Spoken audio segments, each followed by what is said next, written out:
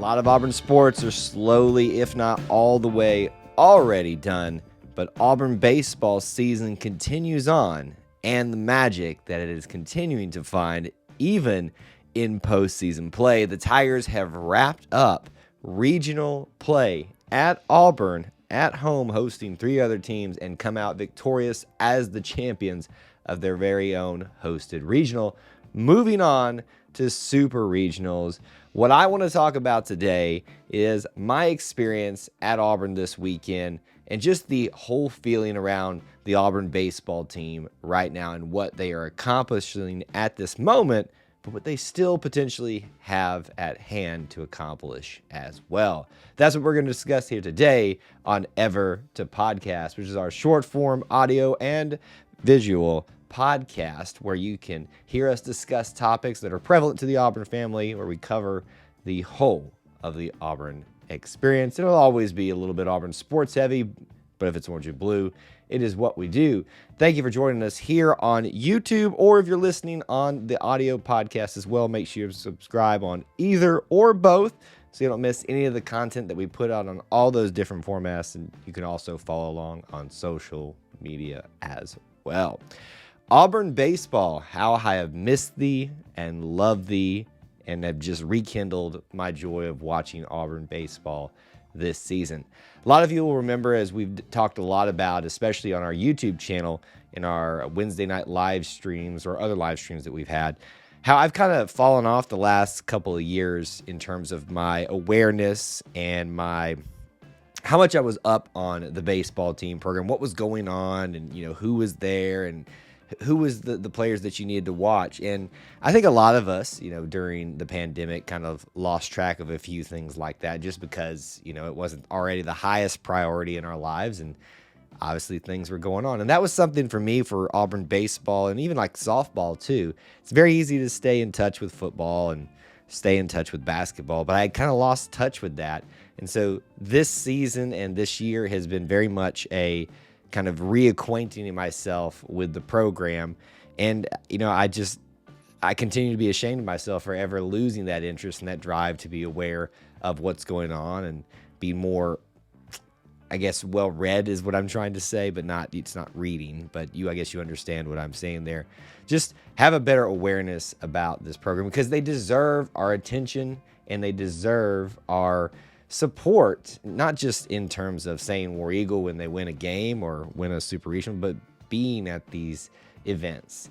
And that's what I saw this weekend with the Auburn Regional, is the acceptance of the Auburn family that this wasn't something that just needed to be glossed over and something that needed to be celebrated on social media. No, people showed up big time. I obviously showed up. A lot of you probably know that, following along on social media, and we even did a few live streams from the parking deck, which was awkward at times. It's always awkward trying to do a live show from your car in a mobile studio, if you want to call it that, quote unquote, while there's people passing by, cars are going behind, all that kind of stuff. They're looking in like, what is this guy okay? Is he weird? Anyway, that's neither here nor there. But it was just, it was so much fun to be at the not the super regional, but the regional this weekend. If you are not aware, I think most people would be who are listening to this, but Auburn hosted the first rounds, essentially what it would be, of the NCAA tournament for college baseball for their particular region. Four total teams, 3 with them. Southeastern Louisiana, Florida State, who is a perennial power, a lot of the times hosting the regional, and a lot of times Auburn gets sent over to them. It was kind of nice to have the tables turned there. And then UCLA as well. It looked like for a while there that it was going to be Auburn and FSU again, kind of going toe-to-toe throughout this regional. Auburn kind of quickly put that to bed when they played them for the first time in the second game, and then UCLA took care of them. So it was just really down to Auburn and UCLA. Poor old Southeastern Louisiana. I felt bad for them because I felt like they had a lot of energy and drive to be there, but they just didn't ever get their offense going good enough, and their pitching didn't, at least when it came to Auburn, wasn't able to keep up. I know UCLA put some numbers up on them as well. But outside of eliminating FSU and Southeastern Louisiana early on, mainly through Auburn, that Auburn and UCLA game had a lot of hype around it too. All the games, let me just say that, all the games this weekend had about as close to what I think that you would describe as a football tailgating weekend as you can get. There were RVs parked in parking lots. There were, people that were coming into town that I knew and finding places to stay and planning to stay there Friday, Saturday, and Sunday, and some of them had to stay till Monday, as we came to find out. There was always a chance that fourth and final game that might have been necessary would have been on Monday. We just didn't think that we'd be trying to finish the third game. I was trying not to lament about that third game so much. Those of you who don't know, just a quick recap of what happened specifically for Auburn. They beat Southeastern Louisiana very handily in the first game. The second game beat FSU very handily, and then waited for everybody else to eliminate each other. And then they played UCLA, and UCLA would have had to beat Auburn twice in a row to move on. Auburn, thankfully, was able to take care of that in one game that took 2 days, because the weirdest... Here's the thing about... It's the most frustrating thing about the sport of baseball, because it's obviously outside unless you're at a major league baseball facility that has it, like Tropicana, or up in Minnesota, I believe, too. I guess Milwaukee has one, too. You are just beholden to the elements. The heat, for those of you on YouTube, you can probably see that my face is a little bit red. I paid for it today, finishing out the game. Obviously recording this the evening before you're all listening to this. But you're beholden to all that. And so the weirdest thing is that on Sunday night, or Sunday all day, no, even like hints that it was going to be a bad weather situation. You always kind of expect maybe there's a chance because it's summer in the Southeast, especially, central Alabama. But nothing, happened really until just before game time, and these clouds roll in and just start throwing thunder and, lightning all around Auburn, but nowhere really near Auburn. And we go into like basically an hour and a half to 2 hour delays, get, a good portion of the game in, and then it just finally comes back. And this time the rain comes, and it's just a deluge of just rain and rain and rain and rain. So they finally have to call it off, and we go to Monday, which is why I'm here recording this on the evening after just kind of sharing with my thoughts of the experience. But even with that, every opportunity that Auburn fans had to show up. I was not there for the Friday game just because I made a choice in terms of knowing that there was a potential to be in Auburn on Monday. I probably needed to save one day of travel, and so I came on Saturday. I arrived in Auburn, I think I arrived maybe around 10 o'clock, and already people are lining up in the parking deck, marking spaces off.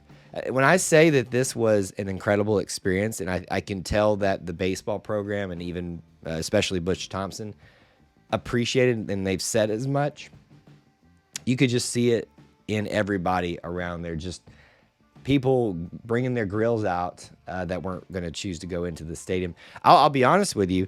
I didn't go to any of the baseball games except here on the last day because they were letting people in because of the whole ticket situation of letting in for just to finish up that third game because it was halfway done and they had to complete it.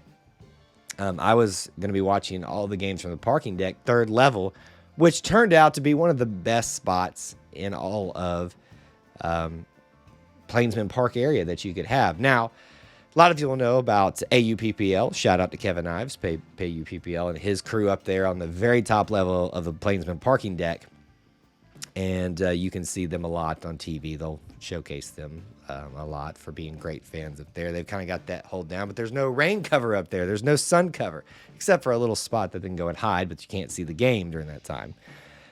This spot that I found and then several others found and joined me there for most of the games was absolutely incredible. So we had a view out to the field, could see outfield, the plate, everything. And you get the little wind whipping in from the parking deck. It was a pretty sweet setup. So for a weekend where, I knew I was just basically beholden to weather, baseball schedules, being around everybody and getting to know a lot of people that came to every single game was a lot of fun. And I think we had some pretty great fans from other teams as well. I was expecting a little bit more from FSU fans. Granted, they were never really in it with the Auburn game and had a little bit of disappointing end for them at the end there. But I really thought we might have a little bit of more fireworks between fans throughout the regional play. But that didn't really amount to much. And as boring as it could have been with Auburn dominating every team that they faced, it still was a lot of fun. There were fireworks in terms of big home runs, exciting moments, even with Auburn pulling away on each one of these teams. And then there were some good games outside of Auburn as well. Not really with Southeastern Louisiana, sorry guys, but definitely between UCLA and FSU. And from what I understand, most of college baseball has had pretty great matchups thus far, and they're going down to the wire even as I'm recording this right now late. They may already all be done. But it's been a very fun and exciting first round, but especially for Auburn, who's been no stranger to regional play and not necessarily had super regionals happen a whole lot, 3 of them until this moment. This one felt super special because this was the first time in 20-something years that we hosted one and moved on to super regionals and had an opportunity to potentially host the super regionals. For those of you that don't know or are not aware what's happened, what's taken place, the way we were matched up in the bracket, Oregon State would have had to have lost their regional as the host team for us to move into a position where we're ranked higher than the winner of that particular regional so that we would get to host the super regional, which is this next round. So that didn't happen. Oregon State was able to pull it out against Vandy, who Vandy made a fight of it. So they're heading up to Corvallis, or maybe you're listening to this in the future and this has already all happened.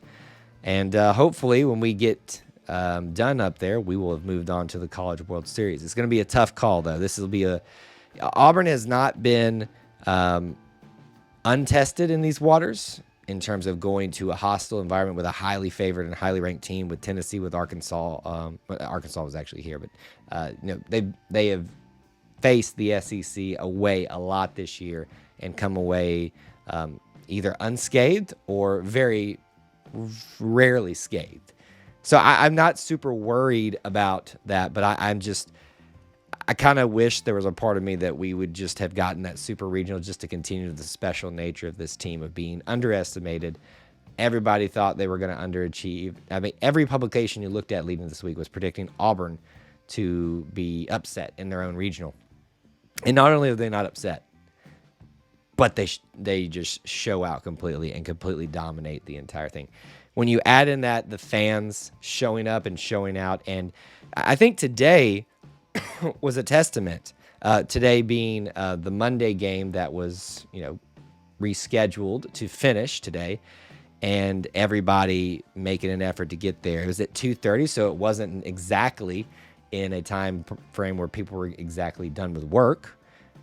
But there was a crowd there that I would say would rival most, mid-level SEC games. And I'm not talking your Tennessees, your Arkansas, and your Alabama games and things with bigger significance this season.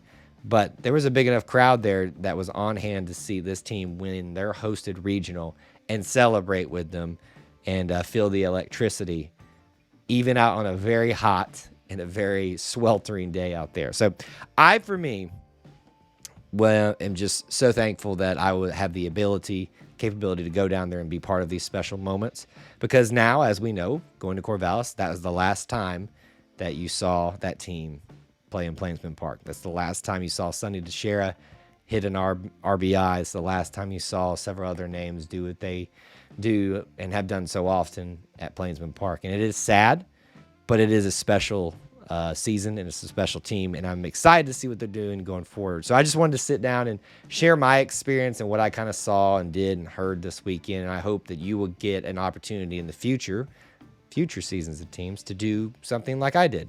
Come spend the weekend down there. Find a way to do it. Take part not just in the game, but the whole, as we talk about here, the experience, the Auburn experience, the whole series, spend time on campus like I did. Take it all in, because the whole of the Auburn experience is the best Auburn experience. So those are my thoughts. I'd love to hear some of your impressions about what I had to say here. Or if you were there and want to share some of your thoughts, you can obviously hit me up on social media at TigerEye24 if you want to hit me up personally, or just at the E2C network as well. If you're here on YouTube, you can also drop comments down below as well. Make sure you're subscribed on both YouTube and on the podcast, either or, but also both, so you don't miss any of the content that we put out in either of those different platforms. And I appreciate you tuning in today, and would appreciate you smashing the like button or sharing it out on social media if you enjoyed this today. Till we talk to you guys again, War Eagle.